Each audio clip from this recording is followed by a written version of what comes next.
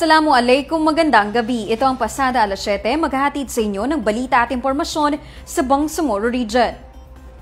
Nagsimula kahapon, December 4, ang panibagong serye ng public consultation sa Basilan at Special Geographic Area upang plansahin ang mga panukala sa paglikha ng 32 parliamentary districts sa BARMM.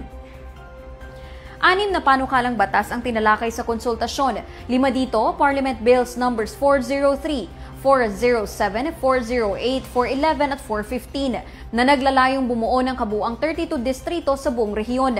Samantala, ang Parliament Bill number 416 ay tumutukoy sa paglikha ng 2 distrito sa SGA upang mabigyan ito ng mas matibay na representasyon sa regional legislature.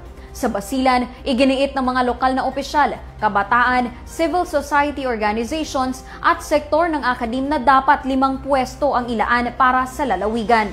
4 sa mga panukala ang nagmumungkahi ng 4 na pwesto, habang ang PB number 411 lamang ang nagrerekomenda ng 5. Ayon sa mga stakeholder, ang karagdagang pwesto ay magtitiyak ng makatarungan at proporsyonal na representasyon, lalo na kung ibabatay sa kasalukuyang datos at natatanging konteksto ng Basilan. Muling nanawagan ng mga residente ng SGA na binubuo ng 8 munisipalidad, 63 barangays at mahigit 214,000 na populasyon para sa 2 parliamentary districts alinsunod sa Bill number 416. Giniit ng mga pinuno ng komunidad, mahalaga ang mas matatag na representasyon lalo't wala itong gobernador o kongresista. Dagdag pa nila, ang paglikha ng BARMM at pagpasok ng SGA sa rehiyon ay patunay na handa ang Bangsamoro na pamunuan ang kanilang sarili at ang wastong representasyon ay mahalagang bahagi ng prosesong ito.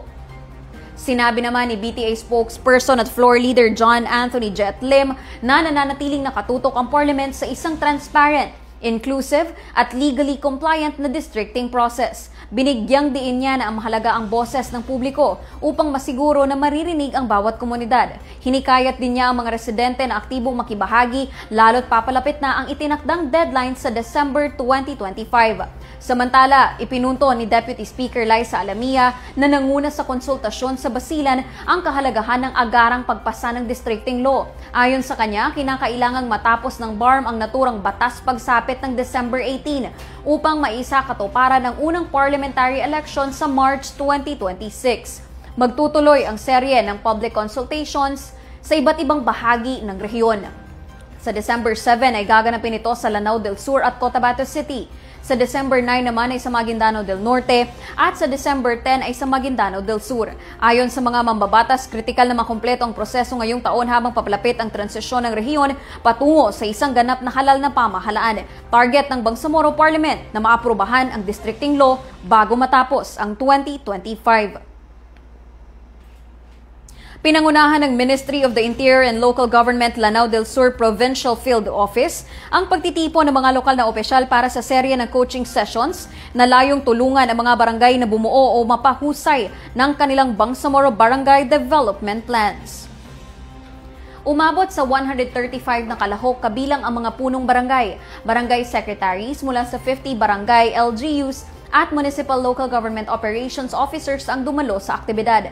Ayon kay Provincial Director Kader Indar, ang BBDP ang magsisilbing gabay ng bawat barangay sa pagtukoy ng kanilang mga layunin at proyektong nais isa katuparan. Bahagi ng pagsasanay ang pagtiyak na ang mga BDP ay nakaangkla sa Bangsamoro Regional Action Plan on Women, Peace and Security. Para kay Muhammad Khalid Mama, Barangay Secretary ng Basak Malulot, malaking tulong ang workshop sa pagpapatatag ng kanilang development plans, lalo na ang mga programang nakatuon sa kababaihan at kabataan. Mandato ng MILG na pangasiwaan ang mga LGU na itaguyod ang tapat at responsableng pamamahala at tulungan si Chief Minister Abdul Rauf Makakuwa sa pagpapalakas ng lokal na pamamahala sa buong rehiyon. Mas pinaiigting pa ng Japan government, UNHCR, UNICEF at Bangsamoro government sa pangunguna ng Ministry of Social Services and Development ang pagtutulungan upang tuluyan ng matuldukan ang suliranin sa kakulangan sa birth certificate ng karamihan sa ating mga vulnerable sector. Ngayong araw, isang mahalagang seremonyang isinagawa sa Bangsamoro Government Center kung saan tumanggap ang Ministry of Social Services and Development ng 7 sasakyan at 4 na Local Youth Development Offices sa Lanao del Sur. Ang napagkalooban ng seed grants na layuning mapalawak at mapalakas ang mobile free birth registration sa BARMM. Ang kompletong detalye sa report ni Johan Unayan. Isang makasaysayang turnover ceremony ang naganap ngayong araw December 5 dito mismo sa OCM Grounds, Cotabato City. Sa suporta ng Japan Government at UNHCR, opisyal nang tinanggap ng MSSD ang 7 bagong sasakyan na gagamitin sa paghahatid ng iba't ibang social services sa buong Bangsamoro Region. Sa naturang aktibidad, 4 na Local Youth Development Offices mula sa Lanao del Sur ang pumirma ng panibagong yugto ng kanilang pakikipagtulungan sa MSSD matapos tumanggap ng tig 50,000 seed grant upang palakasin ang kanilang youth-led advocacy sa free birth registration. Kabilang sa mga benepisyaryo ay ang Laido ng Pagayawan at Tatarikon sa Pagayawan, Lumbayanagi at Arimao at Marugong sa Libago, Kalumbayan Brave Advocates. Ang mga youth groups na ito ay direktang tinuruan at pinalakas ng MSSD katuwang ang LGUs upang maging grassroots champions ng birth registration lalo na sa geographically isolated and disadvantaged areas sa Lanao del Sur. Today, I am truly honored and grateful to accept this project. Receiving this project means a lot to us as the brave advocates. We gather for a purpose that goes beyond programs, beyond numbers, and beyond documents. We gather to uphold identity, dignity, and the basic human rights of every child, the right to be recognized, the right to belongingness, and the right to a future. We understand the weight of this responsibility. Addressing childhood statelessness, it's not easy. It requires patience, commitment, and a heart for service. But despite the challenge, we stand here confident because we know that we will give our full dedications, our best efforts, and our collective expertise to ensure that no child in the Bangsamoro region is left behind without an identity. Malaki ang epekto ng kakulangan sa birth certificate sa buhay ng isang bata. Kung walang legal na pagkakakilanlan, hindi sila makakakuha ng pangunahing serbisyo ng pamahalaan gaya ng edukasyon, social protection, insurance at maging humanitarian aid. It is my great honor to join all of you today for this handover ceremony under the project for promoting digital birth registration of population at risk of statelessness in the Bangsamoro Autonomous Region in Muslim Mindanao, BAM. For over 2 decades, Japan has been and continues to be a steadfast supporter of the peace process and socio-economic development in Mindanao. In this respect, this project brings to the fore that birth registration is more than a legal formality. With our combined efforts, I'm certain that we can bring birth registration significantly closer to the marginalized populations, to open more doors to livelihood opportunities, and empower them to fully participate in and shape the future of their communities. Sa nagdaang mga buwan, patuloy na pinalalakas ng MSSD ang kanilang BRAVE program o Birth Registration Assistance for Vulnerable and Endangered. Kabilang ang pamamahagi ng equipment, pagsasanay sa LGUs at malawakang mobile birth registration missions.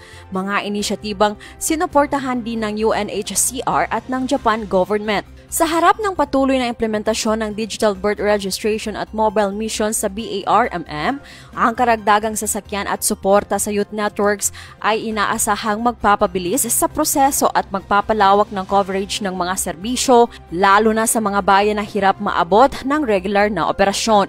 We hope to continue working with the local government units, the local civil registers, and the PSA because at present, BARM has the highest unregistered population all over the country. And that means more people, more than 1 million people are actually at risk of statelessness and may not be able to access all the basic services, including education, health, among others. That also deprives them of their right to legal identity, dignity, and being counted as part of their communities. Sa pagtatapos ng seremonya, tiniyak ng MSSD na mas paiigtingin pa nila ang laban upang wakasan ang childhood statelessness sa Bangsamoro. Mula sa mga kabataan, LGUs hanggang sa international partners, ang mensahe ay iisa. Ang bawat bata ay may karapatang kilalanin, protektahan at paglingkuran. Johan Anayan, BIO News. Ipinakilala ng Ministry of Environment, Natural Resources and Energy ang regional vision nito para sa malinis, abot-kaya at maaasahang enerhiya sa ginanap na kauna-unahang BARM Sustainable Energy Summit nito lamang Miyerkules, December 3, 2025. Tampok sa pagtitipo ng pagpapahayag ng Bangsamoro Sustainable Energy Master Plan na naglalatag ng pangmatagalang direksyon para sa pagpapabuti ng akses sa kuryente at pagtatag ng mas matatag na pang-ekonomiyang pundasyon sa rehiyon. Ipresenta rin ang nilalaman ng BSEMP na nagpapakita ng potensyal nitong baguhin ang takbo ng ekonomiya at kalidad ng pamumuhay sa buong BARM. Nagpahayag naman ng buong suporta ang Department of Energy kung saan binigyang diin nito na ang paggitain ng BARM ay nakahanay sa pambansang layunin na magkaroon ng malinis at maaasahang enerhiya para sa bawat Pilipino. Dinaluhan ng summit ng mga kinatawan mula sa national at regional na pamahalaan, development partners, electric cooperatives, pribadong sektor, civil society at mga representatives mula sa academic institutions. Pinayaman ng mga kinatawan mula sa pamahalaan, donor organizations at pribadong sektor ang mga talakayan sa pamamagitan ng panel sessions na naging daan sa pagbabahagi ng kanilang kaalaman, technical na pananaw at estratehikong perspektiba na nagbigay tulong sa pagpapahusay para ng master plan bago ito ganap na maipatupad. Ang BSEMP ay binuo matapos ang 15 buwang kolaborasyon sa pagitan ng MENRE at ETP UNOPS na nagsusulong ng sustainable energy transition sa Southeast Asia. Nakatuon ang pamahalaang Bangsamoro sa pagsasali ng kapayapaan tungo sa kasaganahan sa pamamagitan ng pagdadala ng sustainableng kuryente at pag-unlad sa bawat komunidad. Matagumpay na naisagawa ng Ministry of Labor and Employment ang panibagong campaign against illegal recruitment, trafficking in persons, and irregular migration o CAIRTIM advocacy awareness activity noong December 2 sa bayan ng Talayan, Maguindanao del Sur. Ang programa na pinangunahan ng Bureau of Employment Promotion and Welfare Employment Regulation Division at MOLE Maguindanao Field Office ay isinagawa sa pakikipagtulungan ng local government unit ng Talayan. Layunin nitong palakasin ang kamalayan ng komunidad at bigyang proteksyon ang mga residente laban sa iba't ibang uri ng pananamantala at mapanlinlang na recruitment. Tinalakay sa programa ang mga karaniwang modus ng illegal recruitment, pagkalat ng peking overseas job offers at tamang proseso sa pag-verify ng lisensyadong recruitment agency na pinakinabangan ng mga dumalong opisyal ng barangay, kabataan, kababaihan at iba pang sektor ng naturang bayan. Nagbigay rin ng MOLE ng gabay kung paano maipapahayag ang mga kahina-hinalang aktibidad at kung paano makaka-access ng mga employment facilitation at welfare services ng ministeryo. Ayon sa mga opisyal, nakatulong ng malaki ang aktibidad sa pagpapalalim ng kaalaman ng publiko at pagtitibay ng ugnayan sa pagitan ng MOLE at lokal na pamahalaan. Patuloy namang hinihikayat ng MOLE ang publiko na maging mapanuri at agad iulat ang anumang kaso ng illegal na recruitment, trafficking at irregular migration upang mapanatiling ligtas ang mga komunidad.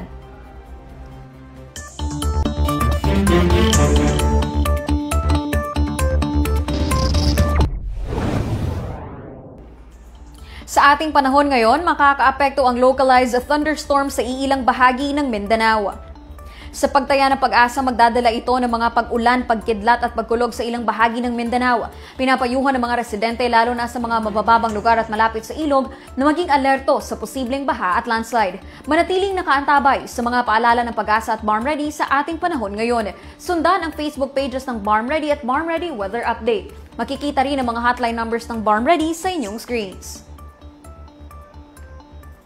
At yan ang mga balitang tampok sa pasada alas 7. Para lagi pong updated sa mga kaganapan at impormasyon sa BARMM, i-like, i-follow at i-share ang official social media accounts ng Bangsamoro Government na makikita sa inyong mga screens. Mapapanood nyo rin ang episode na ito ng pasada alas 7 sa YouTube page ng Bangsamoro Government. Bisitahin din ang bangsamoro.gov.ph. Ako po si Yana Sanday ng Bangsamoro Information Office, naghahatid balita sa ngalan ng serbisyo publiko at moral governance. Maraming salamat po at pagpalain ang Bangsamoro.